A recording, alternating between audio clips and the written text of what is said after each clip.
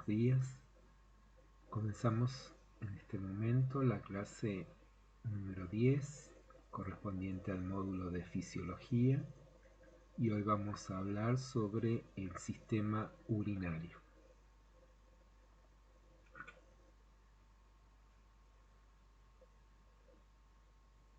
Cuando hablamos del sistema urinario estamos hablando de un sistema formado por una serie de órganos. Estos órganos se ubican en el interior de la cavidad abdominal y en la pelvis y se encargan de elaborar, almacenar y evacuar la orina. Si analizamos cuáles son esas estructuras que forman el sistema urinario, podemos decir que está formado por los riñones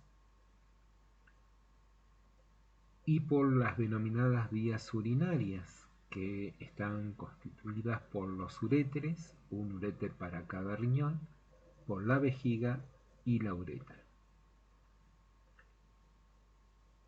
Nosotros, desde el punto de vista de la fisiología, vamos a focalizar la mirada sobre la unidad estructural y funcional del sistema urinario, que es el nefrón. Esa estructura, que va a estar formada por glomérulos, cápsulas, túbulos, van a filtrar diariamente el agua y los residuos de la sangre del organismo y van a transformar esos desechos en un fluido que va a ser liberado hacia el exterior, que es la orina.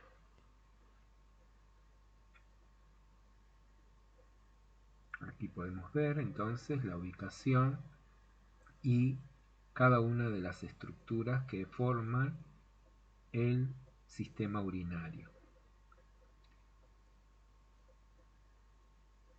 Es importante este proceso de formación de orina, de liberación de orina, ya que esto va a permitir liberar desechos, y esos desechos que son liberados van a servir para que al liberarse se equilibre el estado ácido-base. También va a permitir el buen funcionamiento del sistema urinario, va a contribuir al mantenimiento del balance hídrico y del balance electrolítico.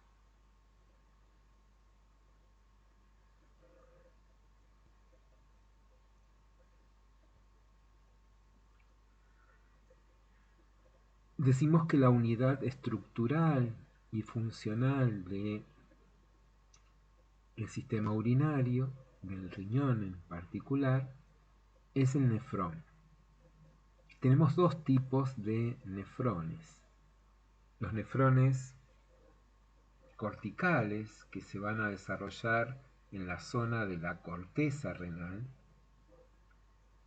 y nefrones que van a ser yuxtamedulares, o sea que van a tener una porción en la zona cortical, pero que también van a invadir la zona de la médula.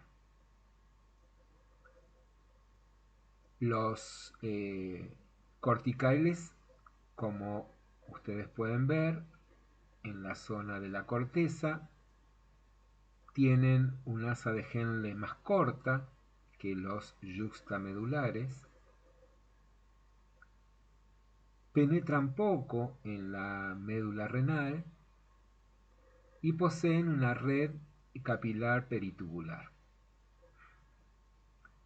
Los que están en la zona, o sea, los nefrones yuxtamedulares, tienen una parte ubicada en la zona cortical, poseen un asa de Henle larga, penetra esos túbulos en la médula y poseen una serie de vasos especializados, una red de capilares especializados que se llaman los vasos rectos. Esos vasos rectos van a estar circulando de manera paralela al asa de Henle. Nada más que el sentido de la circulación va a ser diferente. En el caso de el fluido, el líquido de filtrado que va a circular por el asa de Henle, lo va a hacer en este sentido. Desde la zona glomerular se va a ir alejando, penetrando en la médula renal, va a ascender para llegar a los túbulos distales que están ubicados en la zona cortical. O sea que hacen el líquido de fluido hace un trayecto descendente y un trayecto ascendente. En cambio, los vasos capilares que forman los vasos rectos van a tener una circulación de sangre en sentido contrario. O sea que en esta zona va a descender la sangre por los vasos rectos y en esta zona va a ascender la sangre por los vasos rectos.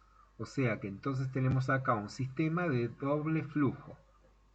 En un sentido se va a dirigir el líquido de filtrado y en un sentido opuesto se va a dirigir la sangre contenida en los vasos rectos. Esto forma lo que se llama el mecanismo de contracorriente, que ya vamos a ver más adelante la importancia que tiene en el proceso de formación de orina, pero también en el proceso de mantener el equilibrio hidroelectrolítico.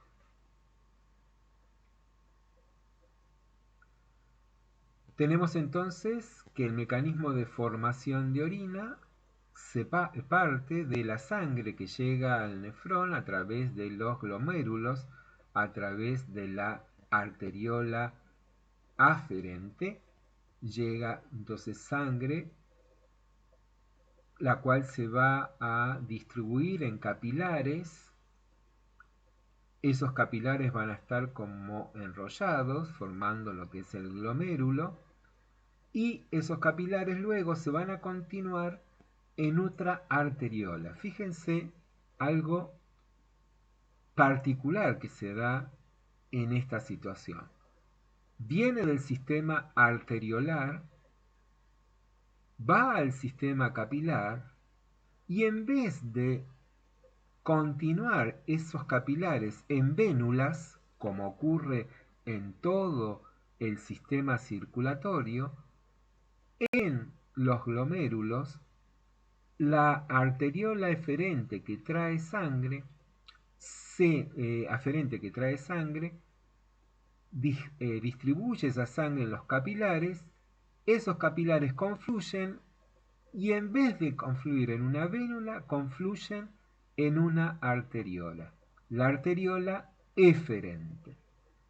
Este es el único caso en esta zona, en la formación de los nefrones, en la zona de los glomérulos, es la única parte del sistema circulatorio donde la arteriola se continúa en un capilar y el capilar, en vez de continuarse en una vélula, se continúa en una arteriola. Esto tiene, además de ser una novedad en cuanto a la estructura, tiene también una importancia desde el punto de vista funcional, ya que la presión que hay a nivel de la arteriola eferente es mayor que si hubiese en este caso la pared de una vénula. Entonces tenemos dos arteriolas que están interconectadas por vasos capilares. Estas dos arteriolas lo que hacen es mantener la presión dentro de esos capilares. y al mantener la presión dentro de esos capilares asegura el proceso de filtración. Para fabricar orina, para formar orina en los nefrones, se sigue una serie de pasos. La primera etapa es la filtración glomerular, o sea, productos provenientes de la sangre a nivel de los capilares glomerulares atraviesan una cápsula, la cápsula de Bowman,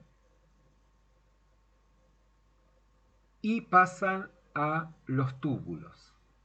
Ese proceso de filtrado glomerular pasan todas aquellas sustancias que tiene la sangre y que por los poros que hay en los capilares, más las células que forman la pared de la cápsula de Bowman, van a determinar un valor de circunferencia que va a hacer que pasen la glucosa, los aminoácidos, pero que no puedan pasar los elementos figurados de la sangre ni las proteínas.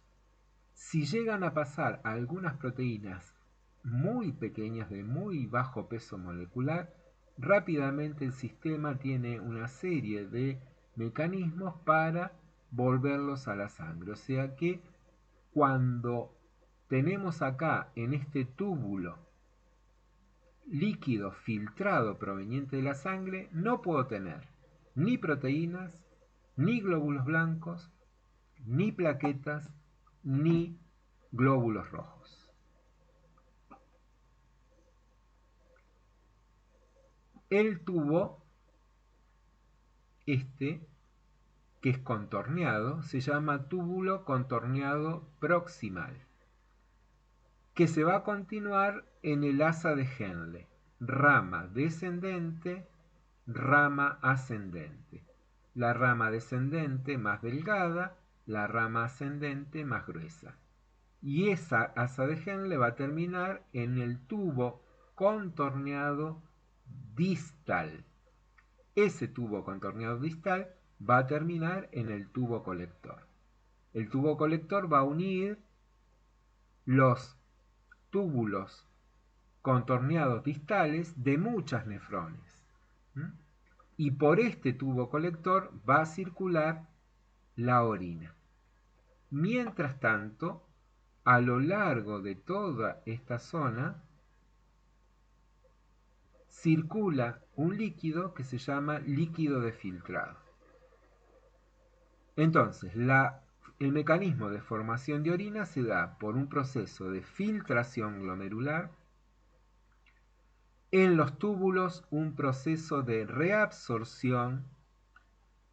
Esa reabsorción es todas aquellas sustancias útiles que por el proceso de filtrado pasaron de la sangre al líquido filtrado, la zona de los túbulos se vuelve a reabsorber y vuelve a pasar a la sangre. Por eso acá están estos túbulos rodeados por capilares peritubulares o vasos rectos que van a recolectar esas sustancias útiles que pasaron por filtración. Acá en el túbulo contorneado proximal, todos los aminoácidos, toda la glucosa va a ser reabsorbida rápidamente a la sangre. Y después en estos túbulos, en el asa de Henle, rama ascendente y descendente, fundamentalmente se va a reabsorber agua y los electrolitos.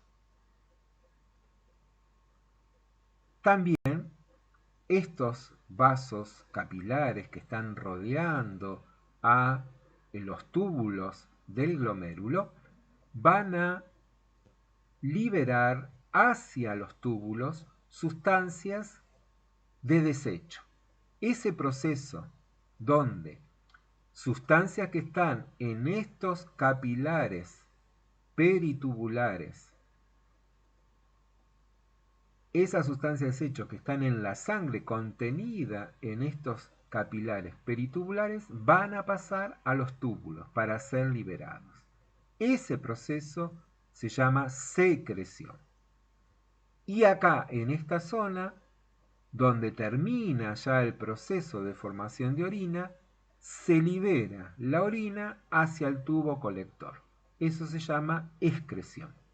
Entonces, el mecanismo de formación de orina se da por una filtración glomerular, una reabsorción tubular, una secreción tubular y una excreción.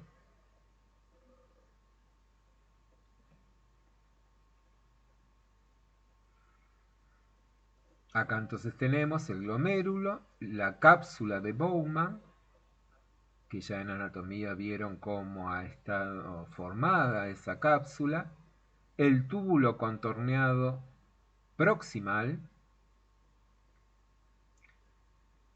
el asa de Henle con su rama descendente delgada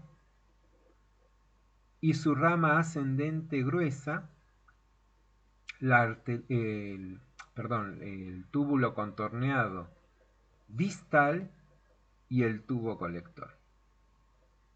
Y acá tenemos la arteriola aferente, que trae sangre hacia los glomérulos, y la arteriola eferente, que es la encargada de extraer sangre para llevarla por el sistema arteriolar para después entrar en la circulación mayor.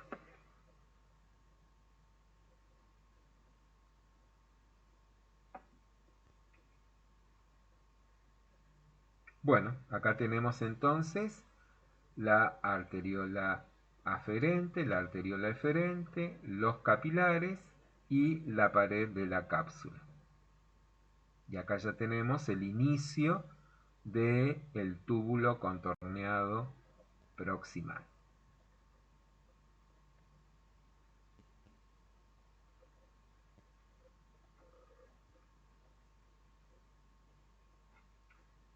Bien, vamos a ver por qué se da la filtración y por qué se da la filtración desde la sangre hacia la cápsula, desde la sangre hacia el líquido de filtrado o también líquido intracapsular.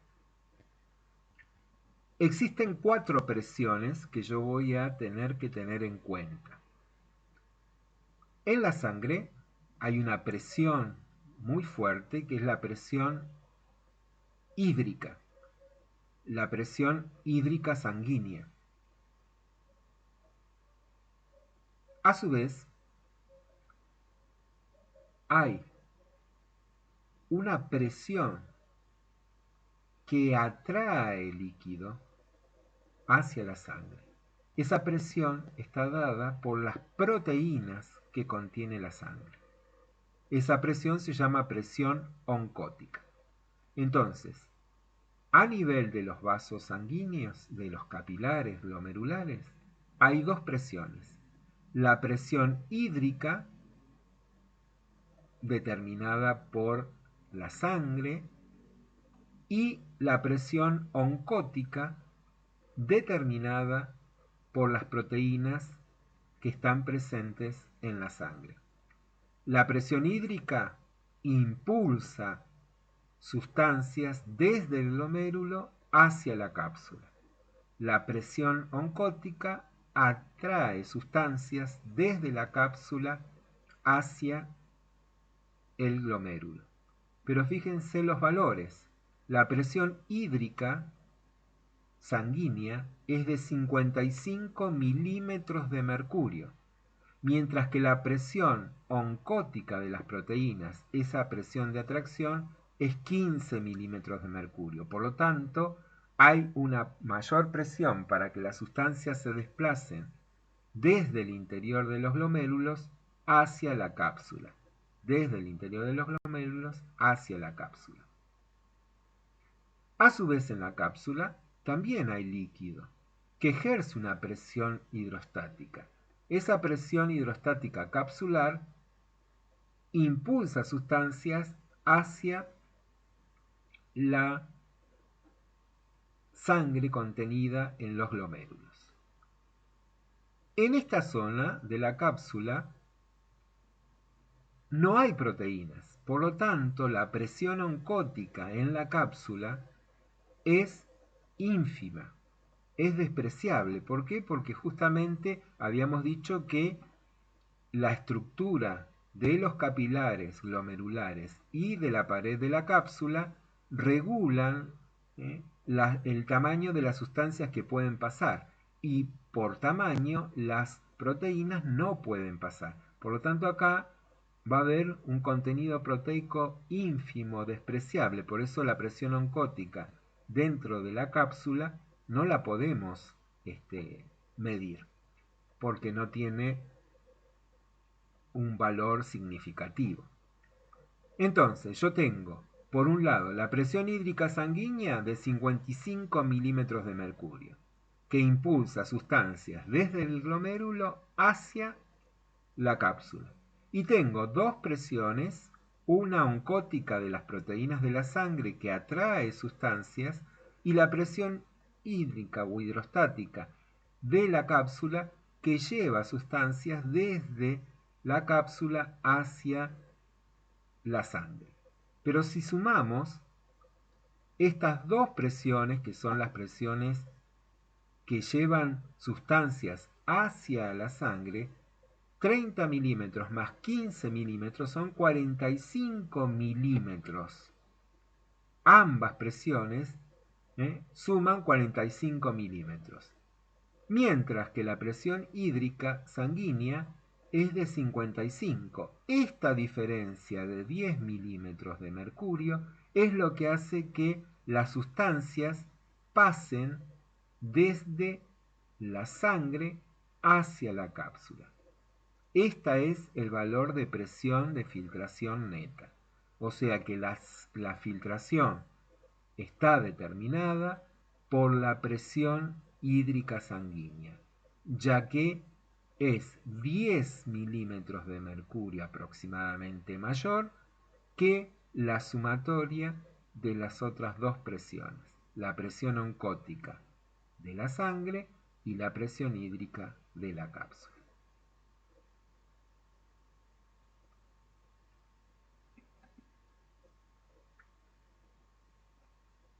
Esta presión hídrica es muy importante mantenerla, por lo tanto es muy importante mantener la presión dentro de la cápsula. De ahí viene el rol importante de las arteriolas. Acá está la arteriola aferente, que trae sangre, y la arteriola eferente, que saca la sangre del sistema capilar. ¿Qué pasa si, por ejemplo, disminuye la presión? Una persona tiene hipotensión. La presión aferente va a disminuir. Disminuye porque disminuyó la presión arterial sistémica. Entonces, al disminuir la presión arterial sistémica, porque la persona está con hipovolemia, con un cuadro de hipotensión, entonces, o puede cualquier situación que lleve a la caída de la presión, hace que entonces la presión de la arteriola aferente de la sangre sea menor. Si baja esto, el nefrón deja de filtrar, pero eso no ocurre. ¿Por qué? Porque la arteriola eferente, ¿se acuerdan que las arteriolas tienen anillos musculares en su pared, esfínteres? Entonces, ¿qué hace la arteriola eferente? La arteriola eferente lo que hace es reducir su calibre. Al reducir su calibre, la sangre de los glomérulos va a salir más lenta. Entonces, entra sangre por acá a una determinada velocidad, pero acá sale lentamente. Esto hace que se acumule mayor volumen de sangre en la zona capilar. Por lo tanto, se mantiene este valor de presión. Entonces, esta se dilata y esta se contrae. Al dilatarse entra más cantidad de sangre. Al contraerse sale más lenta esa sangre. Eso hace que entonces la presión hídrica de la sangre mantenga este valor y de esta manera mantenga el valor de la presión de filtración.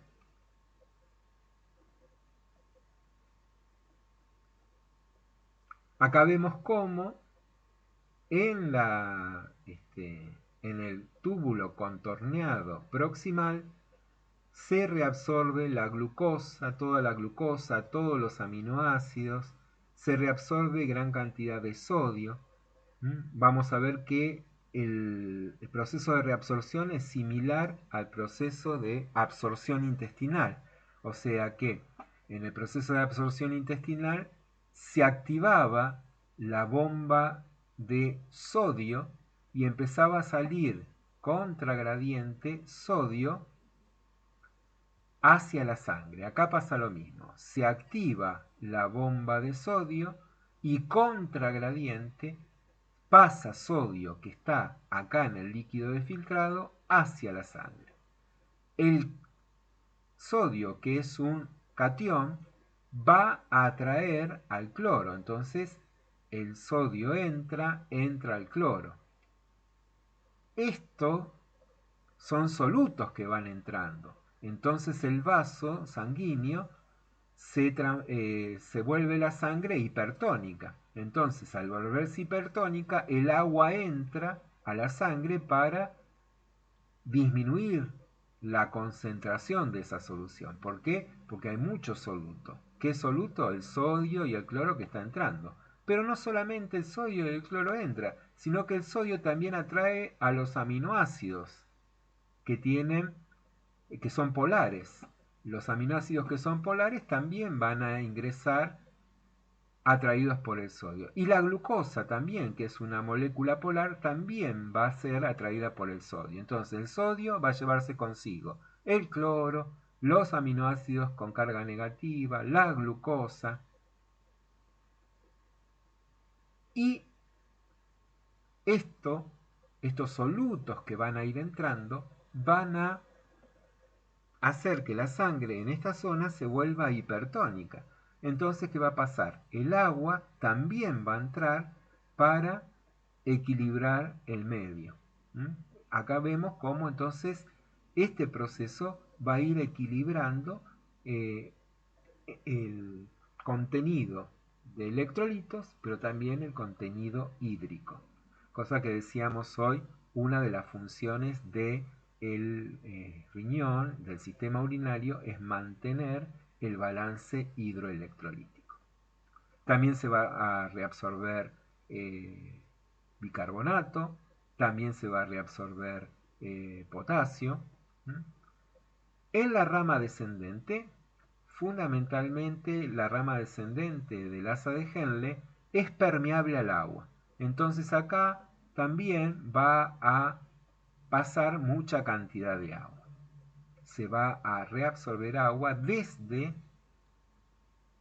el líquido de filtrado hacia la sangre de los peritúbulos o de los vasos rectos. En esta zona, el asa de Henle, la rama ascendente, es impermeable al agua. Por lo tanto, lo que se va a reabsorber en esta zona son muchos iones. Se reabsorbe sodio, se reabsorbe cloro, se reabsorbe mucha cantidad de estos iones. Entonces, fíjense lo de la base recta que les decía hoy, el mecanismo de contracorriente. Viene sangre por acá. Esa sangre se está cargando de iones. Entonces, esa sangre se vuelve hipertónica. ¿Por qué? Porque se está cargando de solutos. Cuando pasa acá, esta zona es permeable al agua, permeable al agua. Entonces, ¿qué pasa? Si la solución acá es hipertónica, el agua va a pasar desde los túbulos del asa de Henle hacia el interior de los vasos rectos o de los túbulos capilares, tubulares. Y entonces ahí el agua va a tratar de equilibrar esa sustancia, solución hipertónica que se había formado acá por la filtración de la reabsorción de los iones. Por eso este mecanismo de contracorriente asegura el proceso de regulación hidroelectrolítico. Hidroelectrolítico. Aquí, en esta zona, sigue siendo impermeable al agua. Acá se va a reabsorber protones, acá se va a reabsorber potasio, se va a reabsorber sodio, se va a reabsorber calcio. Acá el potasio con el hidrógeno van a actuar como un intercambiador. Si hay muchos protones, esos protones van a ser liberados a la orina que se está formando aquí y va a ser a través de una bomba de protones. Libera por transporte activo protones hacia la orina y reabsorbe potasio. Esa bomba de protones va a actuar acá en esta zona para regular los niveles de protones. Si hay un exceso de protones, esos protones van a ser liberados hacia el túbulo contorneado distal para ser liberados por la orina. Acá hay reabsorción de sodio por efecto de la hormona aldosterona que va a ir actuando en toda esta zona de los túbulos, pero fundamentalmente en el túbulo contorneado distal y colector. Entonces acá la reabsorción de sodio va a estar regulado por la hormona aldosterona. Pero esta zona es impermeable al agua. Entonces, ¿qué pasa si, fijémonos en esto, acá se está reabsorbiendo agua, por lo tanto, si se está perdiendo agua, acá el líquido es hipertónico. Acá es impermeable al agua, por lo tanto, como se están perdiendo solutos, esta parte va a ser hipotónica, o sea, va a tener mucha cantidad de agua libre. ¿Qué pasaría si el agua esa libre se pierde? Perderíamos mucha cantidad de agua a través de la orina, y eso no es conveniente. Entonces, en esta zona del túbulo contorneado distal y del túbulo colector, según los niveles de agua, va a actuar una hormona. Esa hormona es la hormona antidiurética. Si acá en el túbulo, en el líquido de filtrado, hay mucha cantidad de agua, se activa la hormona antidiurética. ¿Qué hace la hormona antidiurética? Activa unas proteínas de la membrana celular de las células de la pared del túbulo.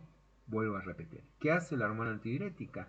Activa las proteínas canales de las membranas de las células que forman la pared del túbulo distal y el colector. Al activar esas proteínas canales, se abren y entonces dejan pasar agua. Entonces la hormona antidiurética hace que esta zona que era impermeable al agua sea permeable y pases agua desde el líquido de filtrado hacia la sangre. Y de esta manera, por orina se pierde poca cantidad de agua. Entonces, acá hay dos efectos en el distal y el colector. Por un lado, la hormona aldosterona, que va a producir la regulación de la absorción de sodio, y por el otro, la hormona antidiurética, que va a regular la reabsorción de agua. Pero hay otra hormona que va a actuar en este proceso de regulación hidroelectrolítica. Esa hormona es el péptido del atrio, o también llamada hormona natriurética. Natriurética. Esta hormona, que la produce la pared del corazón, va a actuar en el túbulo contorneado distal y en el colector, fundamentalmente en el colector, haciendo lo opuesto a la aldosterona. La aldosterona, cuando activa, reabsorbe sodio. La natriurética, cuando se activa, interrumpe la reabsorción de sodio y hace que el sodio sea liberado por la orina. Junto con ese sodio va a ir una cantidad de agua atraído por ese sodio. Por eso, cuando funciona la hormona aldosterona, vamos a tener menos cantidad de agua en la orina y menos cantidad de sodio. Cuando funciona la hormona natriurética, vamos a tener más cantidad de sodio en la orina y más cantidad de agua.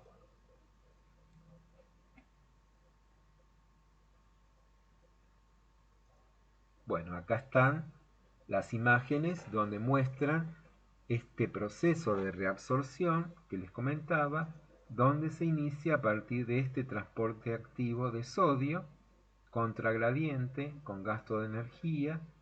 Esto hace que empiece a pasar sodio desde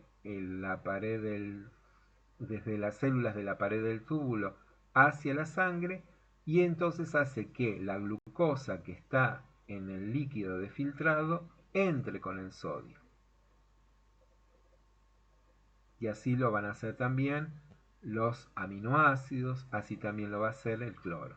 Todos activados por esta bomba de sodio-potasio.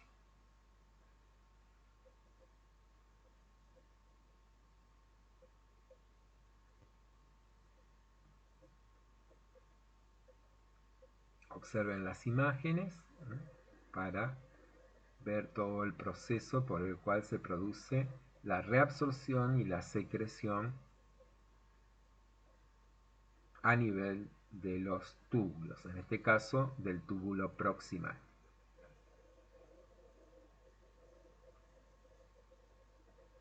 Acá vemos a nivel del asa de Henle, donde podemos mirar cómo va aumentando